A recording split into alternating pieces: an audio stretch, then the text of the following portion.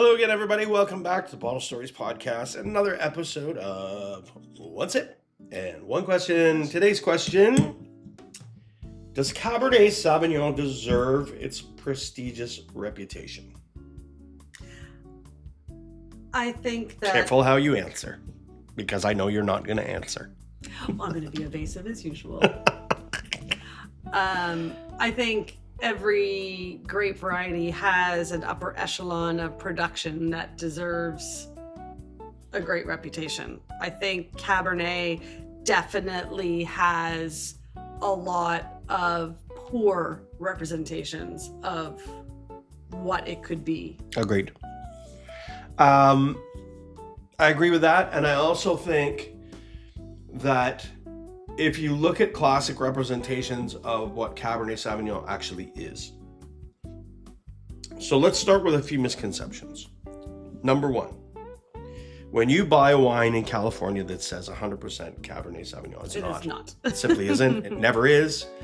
They're allowed to tell you that it is, but they don't. They only have to put 75% Cabernet in the bottle, and they use other things in the bottle in order to make it more round, more full, colors more stable. They do a lot of things in order to bolster the grape. And why is that? Because classically, Cabernet Sauvignon comes from Bordeaux. And Bordeaux always blends wine.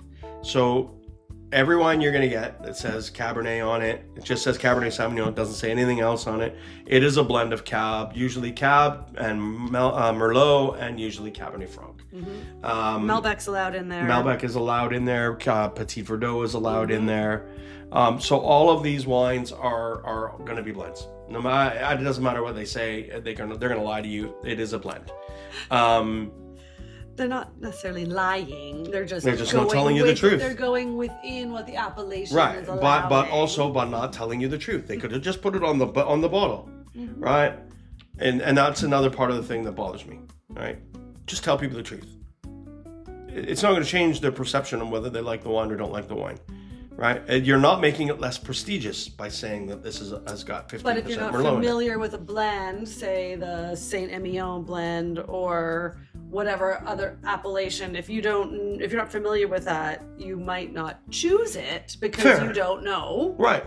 So put on the label Cabernet Sauvignon, and on the back contains Cabernet Sauvignon 75%, Merlot 20%, Cabernet Franc 5%. I'm not disagreeing with you. I hate the dishonesty. I hate the dishonesty. Just be truthful. People will appreciate it.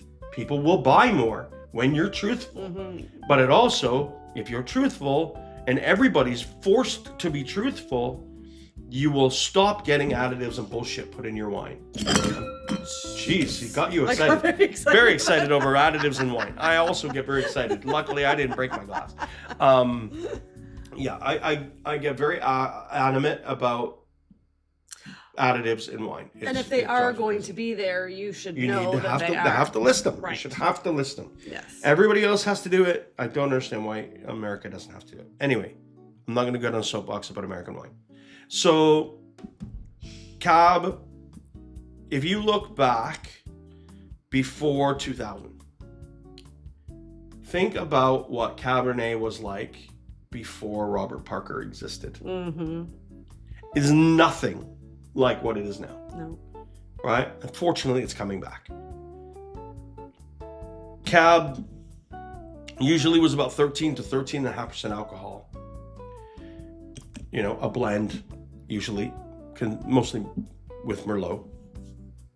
And there were two big things that changed the wine world when it came to Cabernet Sauvignon. And number one was Robert Parker. He was the biggest influence, and in my opinion, detrimentally. And then the second one, it was good, and then it went bad. Yeah, and then because he was the wines before people started chasing points. The wines were just the wines. They were being made the way they'd always been made, and he either liked them or he didn't. And those reviews were giving credit to good wines that were being made. Absolutely. Mm-hmm. And then I don't know how it happened or why it happened, but he started giving much higher scores to these super extracted, high alcohol, big bombastic, really nonsensical wines that have nothing to do with what's going on, as if it was some sort of like grand sense of place that because it's warm in California that now we have to make these stupid high alcohol 15.5% alcohol wines. It made no sense to me. None of it makes sense. And I used to love those wines. Like that was where I started collecting wine in 1993, 94. Was we were getting all kinds of really cool stuff coming out of California really cheap in our local liquor store because we're in Canada. And one of our favorite ones was the Behringer. Yeah, the private reserve, Knights Valley. Knights Valley, yes. And back then we could get it for like under $20, right? And these were good quality wines. They were 13.5% alcohol. They were elegant. They were time, a couple of years you could. They were really, really cool. And now I can't do it. And I'm happy that things are changing and they're going back to lower alcohol and they are going back to less extraction and they're not people aren't chasing these points anymore. And I like that because I think Cabernet is an extraordinary grape. Yes. Well, people don't really understand, actually. I don't know that a lot of people even know. Cabernet Sauvignon is less than 200 years old. I mean, it's one of the youngest grapes in the world. Its parents are Cabernet Franc and Merlot. Mm-hmm. So what a better, thing to do than blend it with Cabernet Franc and Merlot. Exactly. It's the way it was intended to be.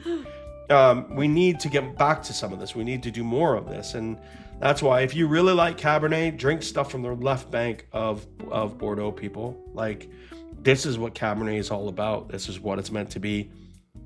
Or if you want to try something that's different and really, really impressive, and then go to South America. Mm-hmm. And I was gonna say that, but I was busy drinking my wine. I gotta say, you gotta throw it out there. Like, Vic is probably making the best cab outside of France right now in the world. Vetskero's got an excellent one. Vetskero has excellent cab as well. Now, Enclave Cabernet is absolutely extraordinary. And Vic, I mean, stupid wines. Absolutely stupid wines. And New World is excelling in Cabernet Cab Sav, for sure. Good warm climates and being able to maybe make some modern twists on it and not focusing so much on the left bank, the terroir of this appellation. And it's easy, I think, to ripen. And actually I think it's actually probably now it is, but historically it's not, and that's why people started jumping on this overripe bandwagon for cab, was because we finally were getting Cabernets that didn't taste like green peppers. That's true. Right? And pyrazine is something that happens in grapes like that. Merlots like that. Carmenere is like that. Cab Franc. All of these grapes all contain a lot of pyrazine when they're unripe. And when you drink a wine that has pyrazine in it, it tastes like green bell pepper or jalapeno. And it's noticeable right away. And I always get the eucalyptus. Yeah.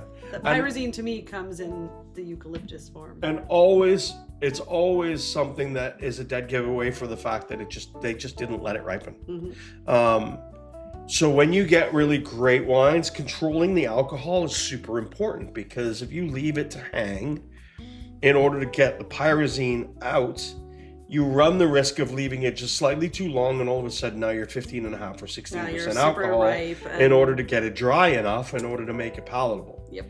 Because otherwise there's not a lot of people out in the world that are drinking sweet Cabernet Sauvignon. So this is where you run the risk of over alcoholizing the wine, is by letting it hang too long in order to get rid of the pyrazine.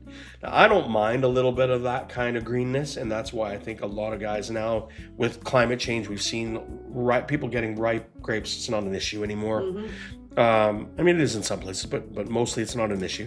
And so they're throwing the stems into the mix now because they want some greenness in order to give it some balance, because they're too ripe.